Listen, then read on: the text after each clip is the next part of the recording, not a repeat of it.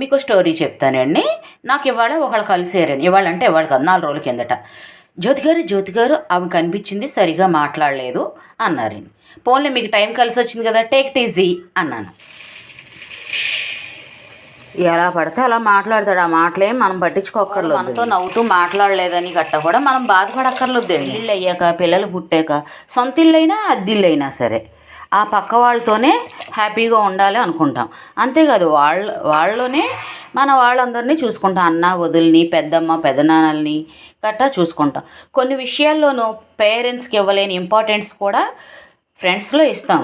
అది నిలబెట్టుకునే అవకాశం వాళ్ళకు ఉందో లేదో తెలియదు, కానీ మనం నిలబెట్టుకోవాలండి. వాళ్ళు ఎదురుపడినప్పుడు మనం మాట్లాడలేదు, మనతో మాట్లాడలేదని ఏం బాధపడక్కర్లేదండి.